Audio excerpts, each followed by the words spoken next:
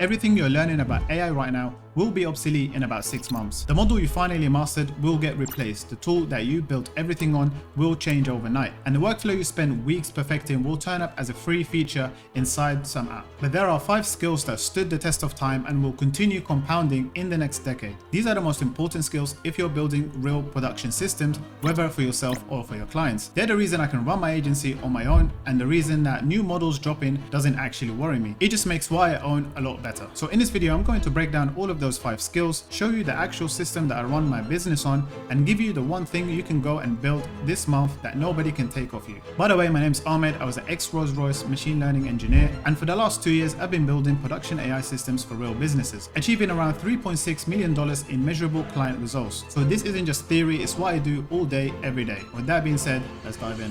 Right, so let's be honest about why this feels confusing and why you feel behind at this moment. I recently done a deep dive in the current space and the market, and there are 3 things that stood out to me. And they're all firing at your face 24/7. And I believe they're the reason why everyone feels lost and chaotic, and there's a lot that's going on in the space right now. And the first and the biggest reason being that there are new models dropping every 10 days. And these are not just some basic or fine-tuned models. These are frontier models, Opus 5, Fable 5. We got Kimi K3, DeepSeek just dropped their V4. Like, there's so many models that are dropping every single week. And every single one flies straight into the top of the benchmarking leaderboards. And the second one being is that there are hundreds of new tools, SaaS platforms and products getting launched every single week. Every single tool that you use have bolted AI into its name, and I believe that this is because it has become so easy for people to build products and use AI to help them speed up the process of building a full SaaS application or a mobile app or a simple tool, which has brought a bunch of new products into the market. And the third overall macro stories that you hear everywhere in socials at the moment is that one half is telling you that superintelligence and AGI is a few months away, and the other half is telling you that all of this is an AI bubble. And the funny part is that both sides seem absolutely certain about this. So you can start to see why all of this can create a lot of noise and chaos, and it makes it hard for you to stay focused on what's actually important. And one thing I wish that someone has told me earlier is that this confusion is not by accident, it's actually the business model. Almost nobody in your feed makes money from your clarity. They're all trying to sell you something. This is actually a business model. Creators get paid when model drops, vendors get paid from FOMO. The people shouting that AI is over and the other half shouting that AI is the future both benefit from your attention. Absolutely nobody in your feed makes money from your clarity. So if you carry on navigating the space using your feed, you'll end up exactly where the feed wants you. Confused, subscribed, and not actually building anything useful. So the big realization and how I read all of this is that the model stopped being the bottleneck a long time ago. If every single lab stopped shipping today and there were no more model releases ever, we'll still have about a decade of work by just implementing what we already have and the technology that we already have into real businesses. The gap between what the models are capable of doing today and what businesses are actually using is where the entire opportunity lies. And I can tell you from years of client work that every single client had a deployment problem, not a better model problem. Not a single client wanted a smarter model. They wanted a system. They had a problem and we built a system to fix that problem. One interesting thing that you would notice if you actually analyze this space currently and all the previous technology waves is that each wave is always bigger than the next. And every time the tool has changed, the people that did really well weren't the ones that selected the right tool. They're the ones who actually built a system around whichever tool turned up. And in the AI space, the layers that we work at has also been climbing. We started off by manually writing code to build out systems and products. Then we prompted models to give us the output of generating code or debugging or Q&A or wherever the task may be. Then came the orchestration of agents. And this is the current space that we're in when it comes to agentic workflows and agentic systems. And this moves us to the next era of orchestrating teams of agents. So instead of just one agent, we could have up to 100 different agents. They all have specialized knowledge and specialized skills to cohesively work together to accomplish a common goal. And this is where we're kind of slowly moving towards. And one interesting thing that you might have noticed is that every time we take a step on this ladder, the previous skill becomes a lot cheaper. Last year's hot topic was customer support agents and chatbots, very simple AI agents, which has now become super easy for anybody to build and deploy simple Q&A or customer support chatbot without all of the other things that goes into the system to make it really high level customer support agent or a omni-channel customer support agent like we've done for some of the businesses. And the point being is that the only thing that survives is being able to design the system. System design is the only thing that will always be useful and powerful, no matter what the hot tool or skill or idea is. Being able to design a system around it is what's going to keep you in the space. One thing before we jump into the skills, I can't put everything on a 15 or 10-minute video on YouTube. So I keep all of my deeper projects and breakdowns and tutorials and help inside my free school community. So make sure you hit that link in the description down below if you need any help or further details about anything that I'll talk about in these quick videos. It's completely free. You can go ahead and sign up and I can approve you and you'll be able to join the community. Right, so what do I actually mean when I say system design? Because that just sounds like a LinkedIn word. So let's break it down into 5 different things that you can actually learn. And the first idea or skill that you need to understand is the harness. It's not because of just the raw model, it's how the model interacts with its environment. The files that you can see, what you can pull in or export, how can you actually interact with the files, which files it's able to touch or leave. And this is what we call the harness around the model. If you actually use Claude code and just swap out the model, you still have a better performance than if you use that model outside of a really good harness. And this is why this skill is actually the first and it's one of the most important things. The second thing is context engineering. Now, you've probably heard of prompt engineering, the idea of improving the instructions that you give to the model, how you structure the system prompt and what to include in it, what not to include in the system prompt to give the model instructions that it can follow. Context engineering is the grown-up version of that. It's what the model can see before it starts the job. All the context and knowledge bases that you give access to the model. For example, if you're building a second brain or AIOS system, these could be like who your clients are, meeting transcripts, CRM integrations, all of the previous projects that you've built, and any integration with any of the tools that you use. This helps the model have an overall picture about where the business is currently sitting at, which is super important whenever you're asking a model to do something, because to get the right outcome from the model, you need the right information. And if you don't have up-to-date information, for example, about your financials, and the model doesn't really know which level of the business you're at, you can't really then go and ask it about how much should I budget for marketing, for example, or how much should I be charging for my projects. And in practice, these could be integrations with the different tools, like I mentioned, or it could be just simple markdown files of written procedures in plain English. Now, when it comes to number 3, this is orchestration, being able to choose the right model for the right job because we want to optimize for the right price. And what this means is that we don't want to just use the most expensive and best model for everything that we do. We want to be able to actually route simpler jobs for faster, quicker, cheaper models. For example, if you have a routine that gives you a breakdown of everything that happens in a past day, every day gets triggered, and it's like a notification, you don't need Fable 5 for that. You can just use Haiku or Claude Sonnet 5. So being able to actually build a system that can orchestrate the right model for the right task, this is super important. And vice versa, you don't want a cheap or simple model writing a client proposal, for example. So it's a balancing act and being able to plug and play the different models to be able to optimize the complete system. Now, when it comes to number 4, a lot of people don't really talk about this and they kind of overlook it, but this is a very important skill to have, being able to do evals, benchmarking, do running tests against your work, and you do your own scoring instead of just depending on what the internet tells you about which is the best model. You want to be able to actually run your own evals for the systems that you build. And because not many people talk about this, I'm going to actually show you what mine looks like so you can get a picture of how to actually go about doing evals. And for the last one is the last 20%. So a lot of people skip on this because they just do MVPs and simple applications. But when it comes to full production AI systems, the last 20% is what matters the most. This is the thing that clients actually pay for. Being able to do secure systems, being able to do error handling, monitoring. This is a whole field within itself. So make sure you at least understand or bring someone in that can understand and implement the systems properly, implementing the right security, compliance, and monitoring. Again, this one is super, super important. Right, so I got super tired from every time a new model drops. I didn't know if it was actually going to be beneficial for my workloads and my systems, or it's just going to be hype. Every time a new model drops, my feed is flooded from everyone doing the same thing, reading the release notes, and then saying, oh, I've built this app with it, or I built this website using this model and it was amazing.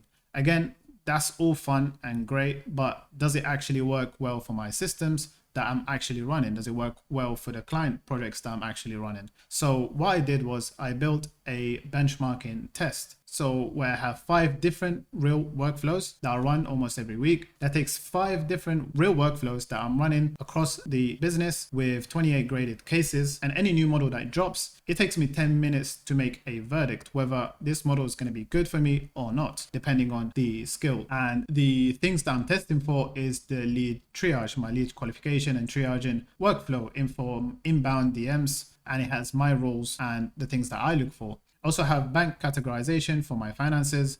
I've got a shorts extractor that takes the long form videos and extracts 3 to 5 different shorts from the video, and also script action. And the last 2 are script hook and transcript actions that basically work with the content that I produce. And these 5 workflows is what I use. Yours could look completely different, but the idea is that you want to pick the most important workflows in your system and then follow the exact process I'm about to show you to basically grade every new model with what you actually use. And the thing we're testing for are accuracy, the cost of the model, and the speed. And this is what my actual benchmarks look like. So the last time I ran this is the output from the skill. So this is the report that I get at the end. And as you can see, DeepSeek was actually at top of that leaderboard. And this was actually the cheapest, costing only around 4 cents to run the different tasks that I have. And as we go through this, you can see all of the top models are in this, from GPT Soul, Kimi K3, Fable 5, and also Opus 4 and Opus 4.8. That was used as the standard benchmark for these tests. I also get a task by task breakdown, so I can see exactly which model performed the best for which of the tasks, so that then I can optimize, okay, for the script hook, I want to use Opus 5. Whereas for shorts extraction, I should be using DeepSeek version 4.0. We can see the cost of running the workflows, the latency, and in reference to the Opus 4.8, is it the same or is it worse? And one thing you might have noticed is that Fable 5, being the top model, has actually performed the worst in my testing. And if we go down to the section of what went well and what broke, it tells us exactly why this is. Because Fable 5 has a lot more guardrails and safety requirements and classifiers around it, it full on refused to do the task. For example, for the transcript actions, it just doesn't do those at all, which is basically what dropped the score overall. Again, we know that Fable 5 is great in other things such as building applications and web design. When it comes to specific workflows that you run within your company, you wouldn't want to use Fable 5. And hopefully this kind of illustrates why it's so important to run these kinds of tests, because the verdict being is that the cheapest model was actually the best performing, and the priciest model, which is 30 times the price, actually completely refused to do some of the tasks. So now any new model that drops, it takes me 10 minutes from the release to come to a verdict whether I would like to use this model in some workflow that I'm using, or it's just pure hype and I can put it to the side. And this is the power of having your own benchmarking and evals. It's something that you own. Nobody can hype you or scare you into using a certain model. And you don't have to spend hours watching YouTubers telling you this latest model is the best thing there is every single day, and what crazy website or application they actually built with the new model, because there's a lot of hype that goes around in the space. So something like this really helps you to stay focused. And one thing that actually surprised me the most is that at the top, the most agentic systems in the world and the top frontier labs, including mine, run on these 3 primitives: skills, memory MD, and cron jobs. Skills is super important because it's written procedures that we tell the model to follow, simple, plain English, markdown files, and it gives it the step-by-step instructions to complete a task. For example, the script writer. I don't have to keep telling it how I like the structure of my scripts. It basically knows what I like. I give it all the context and the things that I like to say. So we only have to build it once, and then the model can use it whenever I want that skill to be ran. Memory DMD is also about context engineering, where the model is always improving and learning from everything. So it knows which ways I like to do things, which process I need to pull in some data, and everything it knows about the system. Whether there's a SaaS application and then the memory could include all of the business logic or things that are not known to the model, or it could be like things that happen within the business if you're building an AIOS or a second brain. And third things is that cron jobs or Claude routines, basically tasks that are scheduled to run at a daily or weekly cadence, and they basically perform a certain task. I've got the heartbeat,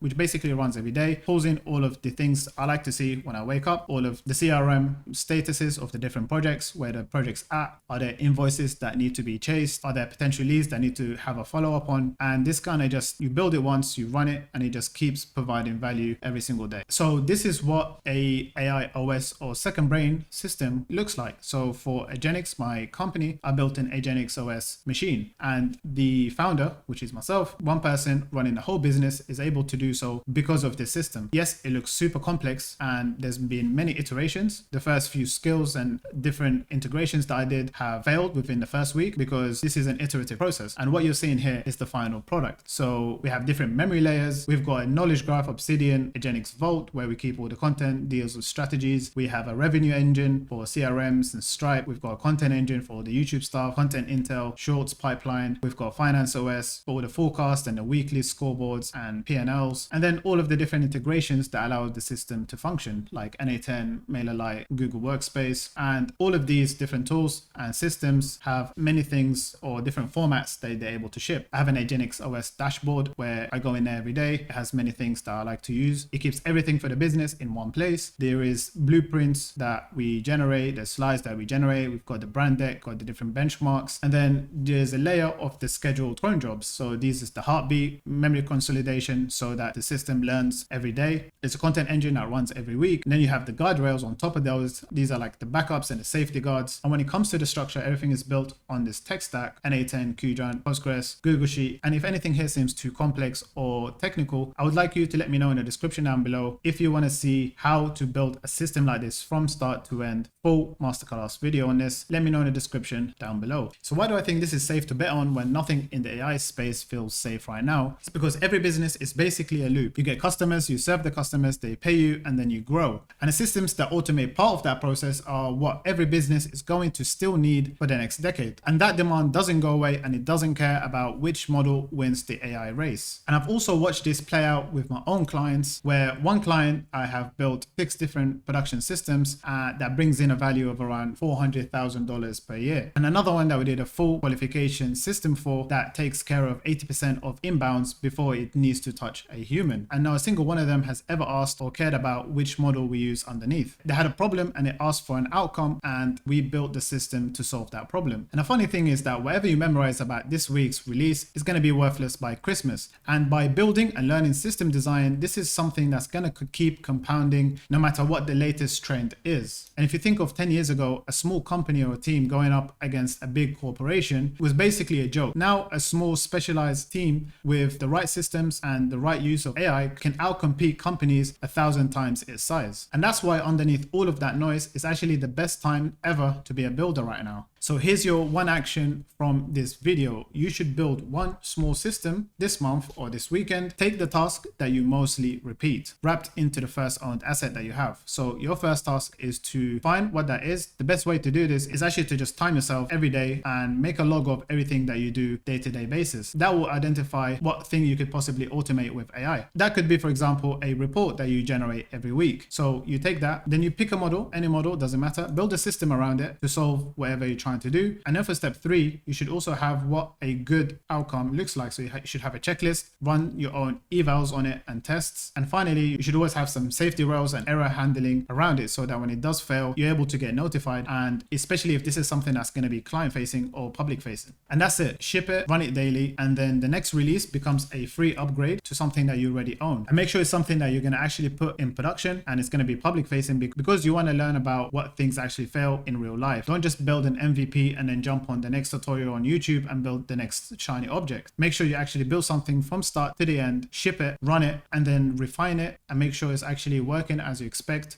And when a new model drops, you can run your own evals. It's going to be a free upgrade to something that you already own. So if you need a more detailed breakdown of how to do this, plus my personal benchmarking skill, so make sure you head over to my free school community. I'll leave everything inside of there, and the link will be the first one in the description down below. And if you found some value in this video and you want more of this, make sure you hit that like and subscribe button. Until next time, take care.